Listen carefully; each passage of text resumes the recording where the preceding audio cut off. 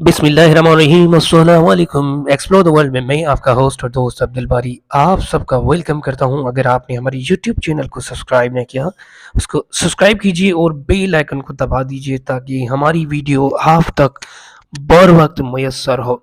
नाजरीन, आज मैं आपको बताने जा रहा हूं कोटिया की तारीख के बारे में। प्लीज़ वीडियो को पूरा वॉच करना और अपने दोस्तों और प्यारों तक लाजमी शेयर करना। नाजरीन, कोटिया का नाम का मतलब यानी कोटा के नाम से माखूज है। ये पश्तो का लफ्ज़ है और पश्तो में इसे कहते हैं हिनालकोट और बलोची में शालकोट। नाजरीन, कोटा से माखूज लफ्ज़ पश्तो में किला एक कुदरती किला है जिसके चारों तरफ से पहाड़ मुस्तलित हैं। ये पहाड़ चितलन और ताकातू, मोरदार और जरून घर से घिरा हुआ है। ये ख्याल किया जाता है कि इस शहर के इब्तदाई मुसलमान बाशिंदे और हुक्मरान मालिक पश्तून खासी का कबीला थे। कोटिया का तस्करा सबसे पहले 11वीं सदी में हुआ जब इस पर गजनवी के महमूद गजनवी ने बर्र सगीर पर अपने एक हमले पर कब्जा कर लिया। 1743 में मुगल शहंशाह हुमायूं ने अपने एक साला बेटे अकबर को यहाँ तक छोड़कर वो 2 साल बाद वापस नहीं आया। फारिस वापस और यहाँ पर आराम किया। 18वीं सदी के बाद जो है कंधारा में गुलजई ताकत के साथ साथ किलात, कोटिया और पश्तूनों में बलोचों की ताकत इस खित्ते में अगवानों और बलोचों के दरमियान जंग का मैदान बन गई। खान ऑफ कल्लात यानी मीर खान नासिर खान को 1791 में पानीपत की जंग में 1771 में मराठों के खिलाफ सिखों के खिलाफ अपनी जंग के साथ मदद करने पर। नाजरीन, आपको मजीद बताते चलें कि आज ये पाकिस्तान का एक अहम शहर है। कोटिया में अक्सरियत पश्तून आबादी है। इसके 70% से बाशिंदे पश्तूनों में हैं और 1765 में खासी और काकड़ जिल्ली कबाइल थे। ये करीबी इलाका तवील अरसे तक चरागाहों और पहाड़ों से एक रहा जिसमें मुख्तलिफ किस्मों के पौधे और जानवर हैं जो मगरब में खुश्क मैदानों से ताल्लुक़ रखते थे। नाज़रीन, आपको मजीद बताते चलें कि 11वीं सदी से कोटिया की सरजमीन का कासी यानी पश्तून कबीले की मिल्कियत और हुकूमत थी। इस पर सुल्तान महमूद गजनवी ने जनूबी एशिया पर हमले के दौरान कब्जा कर लिया था। 1743 में मुगल बादशाह हुमायूं यानी सफ़ी फारिस की रास्ते कोटिया आया। अपने बेटे और मुस्तकबिल के मुगल बादशाह अकबर को यहाँ छोड़कर 1709 में ये इलाका अगवान यानी होतिक खानदान का हिस्सा था। 1747 में इसका हिस्सा रहा जब अहमद शाह दुर्रानी ने इसे फतह करके इसे दुर्रानी सल्तनत का हिस्सा बना दिया। पहले यूरोपी ने 1828 में कोटिया का दौरा किया और इसे मिट्टी के दीवारों का किला करार दिया। नाज़रीन, हम आपको मजीद बताते चलें कि जिसके चारों तरफ यानी 300 कच्चे मकानात थे। कोटिया में अंग्रेज़ों ने कब्जा कर लिया और बाद में अज से बरतानवी और हिंदुस्तान में शामिल कर लिया गया।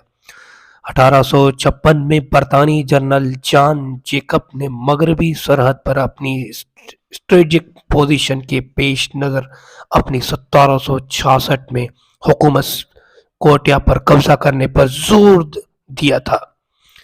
बरतानी फौजी ने अपने क़याम के लिए बुनियादी ढांचे तामीर किया और मई 1935 को आने वाले ज़िलज़िले के वक्त कोटिया मुतहद और कसीर मंजिला इमारतों के साथ एक हलचल मचाने वाला शहर बन चुका था और इसलिए इसको लिटिल लंदन के नाम से जाना जाता था।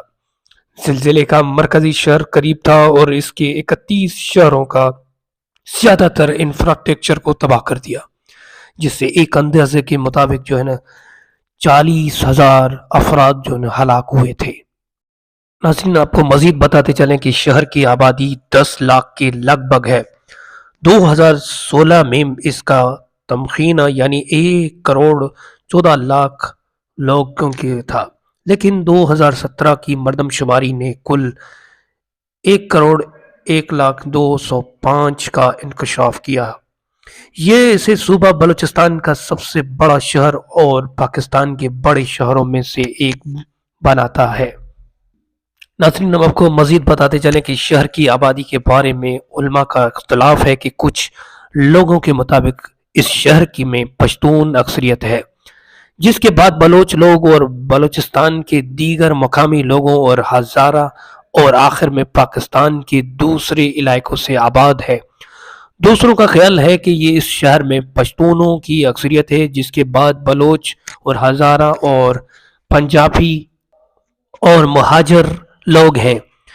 اردو یعنی قومی زبان ہونے کے ناظم یعنی باشندے استعمال اور سمجھتے ہیں اور ایک زبان کے طور پر کام کرتے ہیں، اور راؤٹرز اور بی بی سی کے مطابق کوٹیا اور اس کے آس پاس کے علاقوں میں تقریباً 6 لاکھ سے 50,000 ہزارہ آباد ہیں۔ ناظرین، آپ کو مزید بتاتے چلے کہ کوٹیا پاکستان کے مغربی جانب ہے اور ملک کے باقی حصوں اور سڑکوں اور ریلوے اور اس کے مرکزی قریب بین الاقوامی ہوائی اڈے اور نیٹ ورک سے جڑا ہوا ہے۔ سطح سمندر سے 1605 اور 5266 کی بلند پر واقع کوٹیا ایئرپورٹ پاکستان کا دوسرا بلند ترین ہوائی اڈہ ہے۔ پاکستان انٹرنیشنل ایئر لائنز کی پاکستان کے دیگر بڑے شہروں میں بشمول اسلام آباد اور گوادر، کراچی، لاہور اور پشاور کے لیے باقاعدہ پروازیں ہیں۔ ناظرین، بلیلی کوٹیا میں چمن جانے والی ٹرین میں سوار مسافر کوٹیا ریلوے اسٹیشن سطح سمندر سے تقریباً 1676 میٹر اور 5499 فٹ پر بلند پاکستان کی بلند ترین ریلوے اسٹیشن میں سے ایک ہے۔ کوٹیا کو ملک کے دیگر حصوں سے ملانے کے لیے برطانوی دور میں 1890 کی دہائی میں ریلوے ٹریک بچھایا گیا تھا۔ پاکستانی ریلوے وسیع نیٹ ورک یعنی 863 کلومیٹر اور 536 میل ٹریک کے ذریعے جنوب میں کوٹیا اور کراچی سے شمال مشرق میں لاہور سے تقریباً 1170 کلومیٹر اور 727 میل اور پشاور کو مزید شمال مشرق میں 1587 کلومیٹر اور 986 سے جوڑتا ہے۔ ایک دیہاتی سڑک ریلوے کے ساتھ ساتھ چلتی ہے جو کراچی سے تقریباً کوٹیا کو قریبی شہر سے جیکب آباد اور دریائے سندھ کے میدانوں میں روہڑی سے ملاتی ہے۔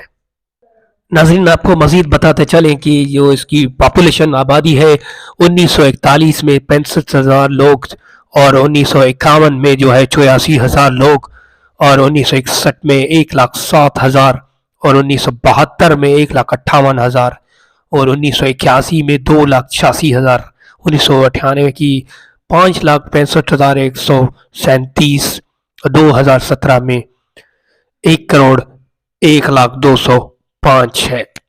ناظرین، آپ کو ہماری ویڈیو کیسی لگی ہمیں کمنٹ کر کے اپنی رائے سے آگاہ ضرور کریں۔ مجھے یعنی عبد الباری کو دیجیے اجازت۔ اللہ نگہبان۔